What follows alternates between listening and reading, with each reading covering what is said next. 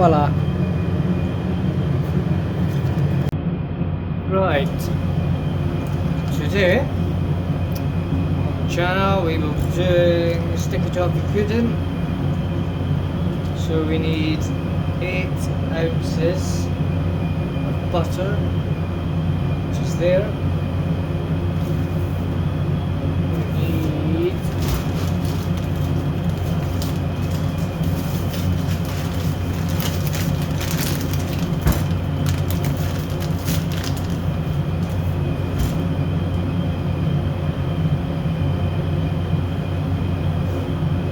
We need 24 ounces of dark brown sugar. Dark brown's better, it's more molasses. It's much nicer and more caramelly in flavour.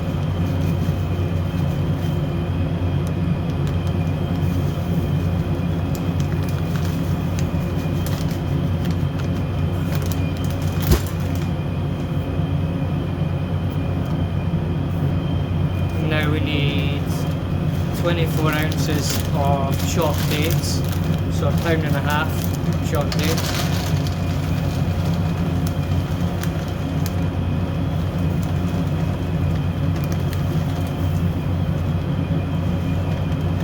£1.5, and to that £1.5 we need 2 pints of water.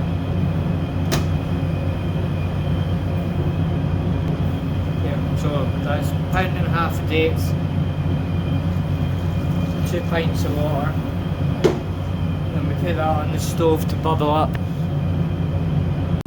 And now we're going to cream our butter and our sugar in the mixer with a paddle. This recipe yields about 28 decent sized portions. You can obviously half the recipe and half it again, it's entirely up to you. I'm obviously making this for kitchen, so I've got to make a big batch, but you can half the ingredients and get half as much.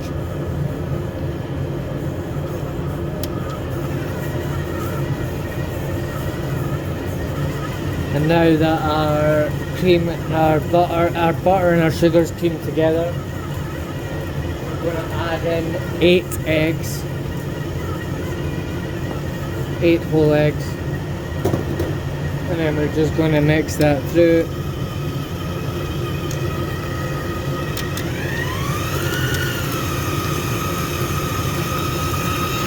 Now at this stage you can either add golden syrup or treacle or a bit of both. I'm going to put about, I don't know how much, just a blob of treacle in there. Just gives it more depth. But if you want your sponge a little bit lighter, I wouldn't bother putting any treacle or golden syrup in. It'll just make it a little bit more dense. It does give it an extra added bit of flavour though, it's really nice. Now there is a controversial subject, which is, do you put a tea bag in with your dates while you boil them? Me personally, no. Never have. Never will. The recipe's banging. Now that our dates have been boiled and come up, we're going to add in 4 teaspoons of bicarbonate soda. 1, 2, 3, 4. And watch. It'll react.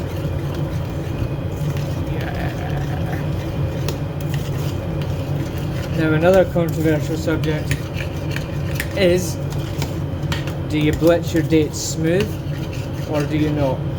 I tend not to, because it gives it a little bit more texture and chew. If you don't, and the bicarb in the boiling process actually kind of breaks the dates down as well, as you can see, and there's just a few chunks left in there.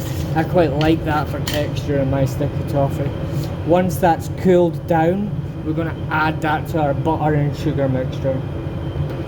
Now that dates has been added in to the butter and sugar mixture, as you can see it looks a little bit watery. but now we're going to add our flour. I've got 1.5 pounds of gluten-free self-raising flour here. You can just use normal self-raising if you want. I'm just using gluten-free because gluten-free is a better option for us in a professional kitchen, and it doesn't affect the flavour or the texture.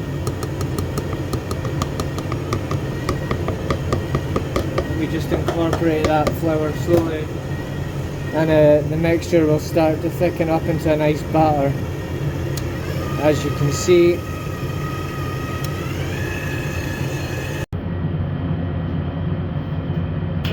Now we've got our lined baking tray. Make sure you line your tray with baking parchment, otherwise you'll have issues getting your sticky toffee out.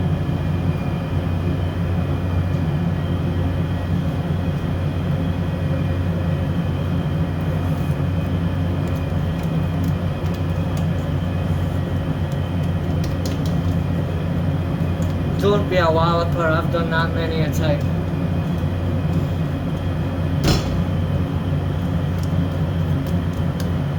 Make sure you put your parchment in or you'll curse yourself.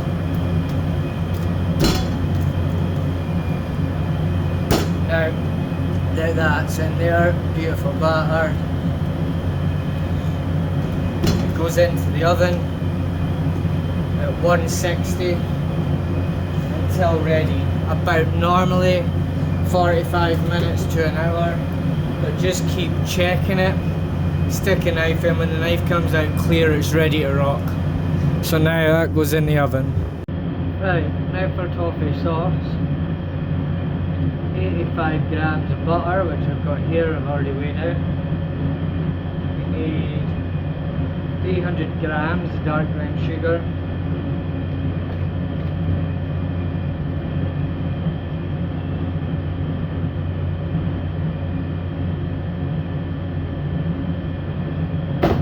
This is just a tiny little bit that I'm making up just now. Obviously you can double the recipe or whatever you need to do. So 85 grams of butter into a pan, 300 grams of brown sugar into a pan, straight onto the stove, let that bubble away. And then we're just letting this bubble away until the sugar's dissolved, the butter's melted. Let it cook out so the sugar's properly dissolved. You don't want any sandy bits of toffee sauce, you want a smooth sauce. You can use castor and make a caramel first. I just use dark, it's much richer and nicer.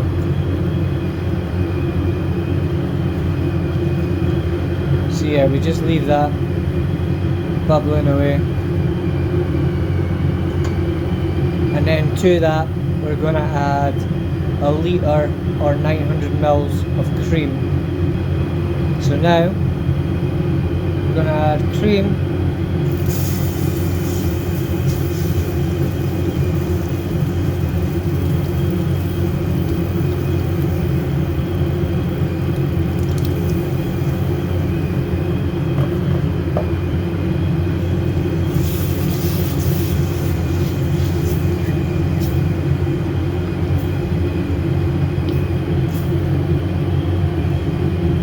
the sugar clumps up, it'll eventually melt back down into the cream.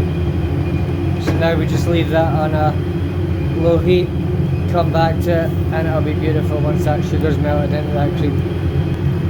And then this is the consistency you want it, so you want it like a nappy consistency. Coats the back of a spoon, and the toffee sauce is ready. End result.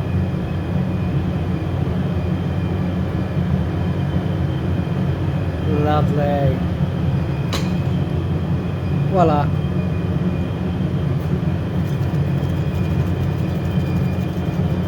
Sticky toffee pudding.